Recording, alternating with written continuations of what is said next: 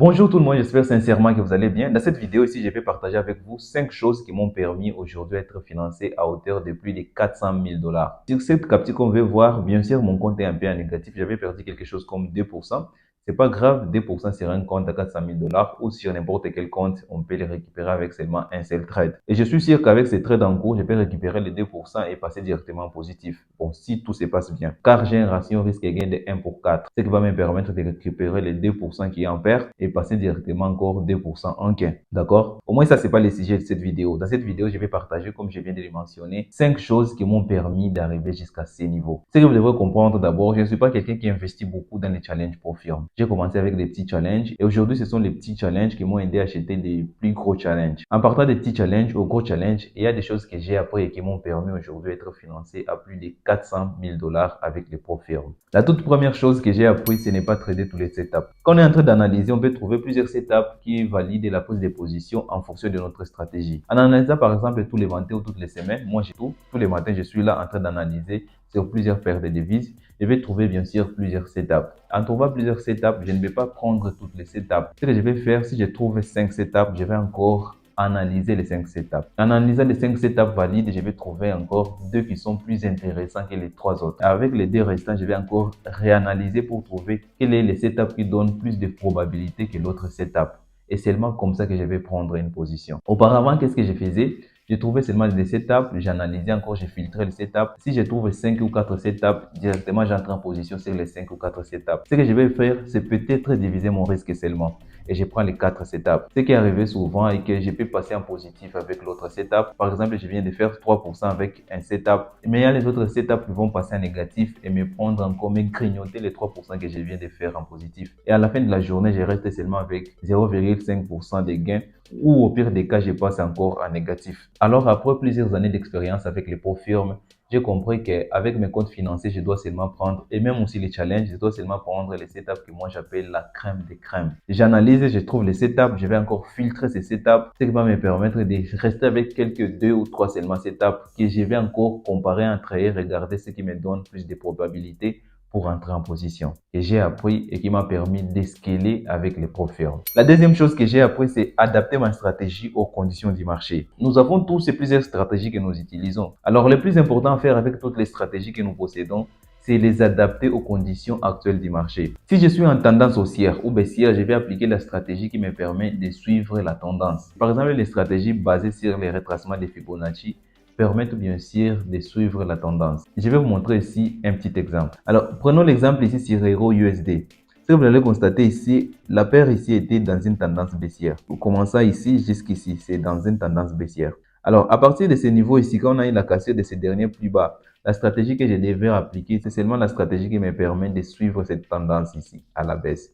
Alors, en arrivant ici, c'est que nous constatons qu'il y a un changement de tendance. Alors, avec ce changement de tendance, je ne peux pas appliquer la même stratégie que j'ai appliquée ici.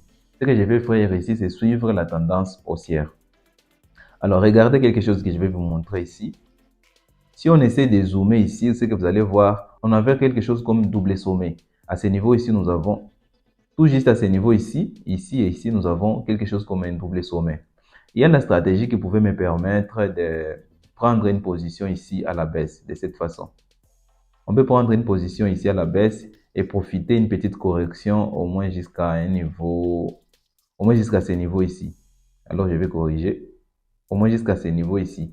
Et là, nous avons toujours une réaction des 3.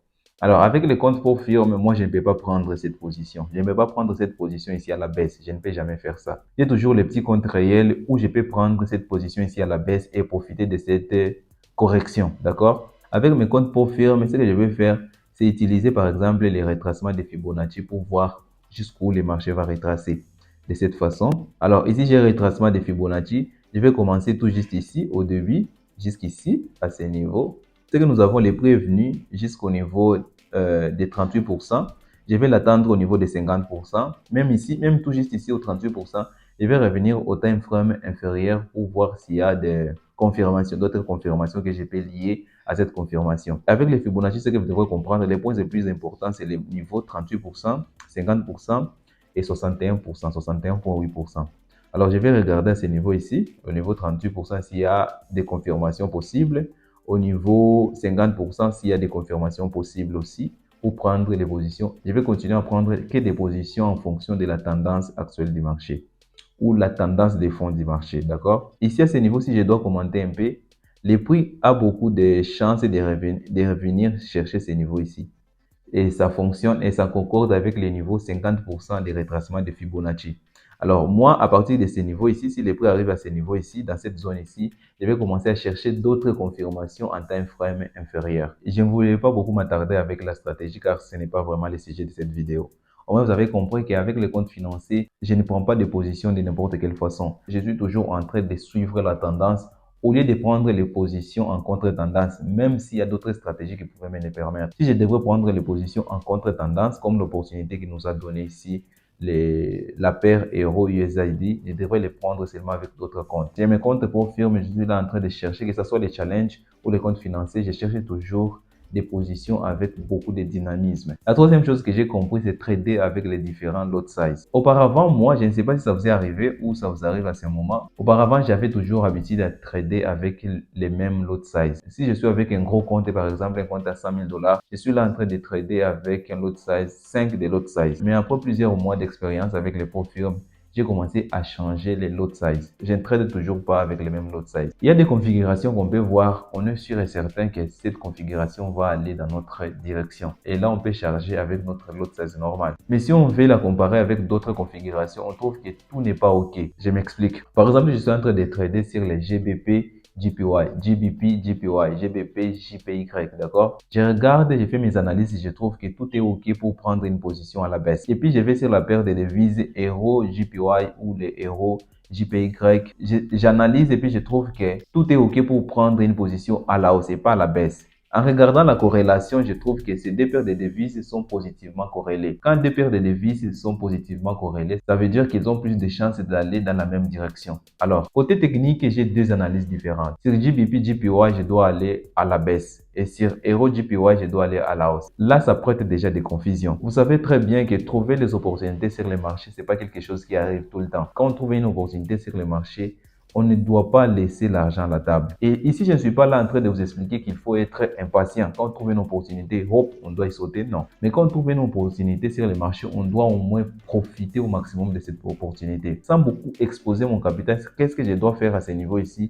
Je vais seulement diviser mon risque. Au lieu de prendre une position sur GBP, JPY, avec le maximum du risque, je vais diviser mon risque par 5 en risquant par exemple 0,2% de mon capital. Alors, si je risque 0,2% de mon capital, je prends une position sur le GBP, JPY et je laisse le marché faire son travail. Là, je ne suis pas en train de vous expliquer que je dois prendre des positions sur toutes les paires de devises, non. Je prends seulement une et une seule position sur le GBP, JPY car c'est là où j'ai commencé mon analyse. J'ai regardé l'autre paire de devises seulement pour voir la corrélation. Je le fais trop souvent. Et là, je vais attendre. Si je pars en positif, je vais gagner par exemple 1% du capital. Et si j'ai un compte à 400 000 $, 1% du capital, ça fait énorme. Au moins là, vous comprenez la logique. Et si je dois perdre, je vais perdre 0,2% de mon capital, ce qui est insignifiant. Je peux les récupérer, les dépasser complètement avec un seul trade positif. C'est ce que moi j'ai fait et ça a toujours marché pour moi avec les pots fermes. Quand j'ai une toute petite contradiction dans mon analyse, je divise directement mon risque. Et ça m'a permis d'arriver là où je suis aujourd'hui. La quatrième chose, c'est comprendre que chaque trade est différent de l'autre. Ici, je vais vous expliquer. On peut être là en train d'analyser un trade et prendre position. Et directement, notre position nous donne raison. On fait beaucoup de gains ou des gains énormes, d'accord? Demain, sur les marchés, on trouve la même configuration, on entre en position et on est en gain. La semaine prochaine ou un mois après, on trouve la même configuration, on entre en position, on est en gain. Qu'est-ce qui arrive souvent pour les débutants surtout? Quand ils vont trouver encore cette même configuration, ils vont tout charger sur la position parce qu'ils sont sûrs que ça va finir toujours en gain. Au moins ça, je ne le fais plus à ce moment. Ce que j'ai fait, je comprends que chaque trade est différent de l'autre trade. Si une configuration plus de 10 fois est finie en positif ou est finie dans votre direction d'analyse, ça ne veut pas dire que pour la 11e fois, ça sera toujours la même chose. On va avoir une très bonne configuration qui a toujours marché, mais au dernier moment, ça ne marche pas. Et si vous revenez encore sur l'analyse, vous trouvez que tout était égal. Mais le problème est que un trade est toujours différent à l'autre trade. Alors, ce que moi j'ai fait aujourd'hui, si je trouve une configuration qui a toujours marché pour moi, en étant confiant que ça va toujours marcher comme la dernière fois, je dois toujours calculer mon risque et trader comme si c'était la première fois que je prends cette configuration. Et d'une façon négative aussi, vous pouvez analyser de la bonne façon qui soit et vous tombez toujours en négatif. une fois, deux fois, cinq fois. Il ne faut pas toujours penser que quand vous allez analyser de la même façon, vous allez toujours tomber en négatif. Non. Vous pouvez tomber en négatif 5 fois et aujourd'hui, vous tombez en positif avec la même configuration. D'accord? C'est pourquoi considérer un trade différent d'autres trades m'a permis d'arriver aujourd'hui là où je suis. La cinquième et la dernière chose, c'est utiliser seulement une stratégie qui a déjà fait ses preuves. Alors ici, c'est que vous devrez comprendre, je ne vais pas trouver une stratégie qui a marché pour moi seulement un mois et directement je commence à l'appliquer sur mon compte financier. Je ne fais plus ça. Une stratégie qui a déjà fait ses preuves pour moi, c'est une stratégie qui a marché après l'avoir backtesté beaucoup des années en arrière. Beaucoup d'années de backtesting, ça veut tout simplement dire je dois revenir en arrière, 2 ou 3 ans en arrière, et puis commencer à backtester petit à petit la stratégie. Si j'ai pas beaucoup de temps, je peux même m'organiser, backtester 1 heure par jour. Et au bout d'une semaine, j'aurai les résultats de 3, 4, 5 ans en arrière avec la stratégie. Alors, si j'ai des résultats positifs avec cette stratégie que j'ai backtestée 3, 4 ans en arrière, c'est seulement là que je vais l'appliquer sur mon compte financier. Pas une stratégie que je viens tout juste d'apprendre récemment. Je l'ai appliqué pendant 2 ou 3 mois et directement, je commence à l'appliquer sur mon compte financier. Je fais plus ça. Il y a toujours le compte démo pour ça. Et voici les 5 choses qui m'ont permis d'arriver là où je suis aujourd'hui avec les comptes financiers de chez ProFirm. Et je suis sûr que dans les jours à venir, j'arriverai à un montant plus considérable en pratiquant toujours les 5 choses que je viens de vous montrer dans cette vidéo. Si vous avez aimé la vidéo, n'oubliez pas de la liker et de la partager. Si vous êtes nouveau sur cette chaîne, ici je parle que du trading. Si c'est quelque chose qui vous intéresse, alors n'oubliez pas de vous abonner et activer la cloche de notification pour ne pas rater les prochaines vidéos. D'ici là, portez-vous bien, on se retrouve très rapidement pour une nouvelle vidéo. Ciao!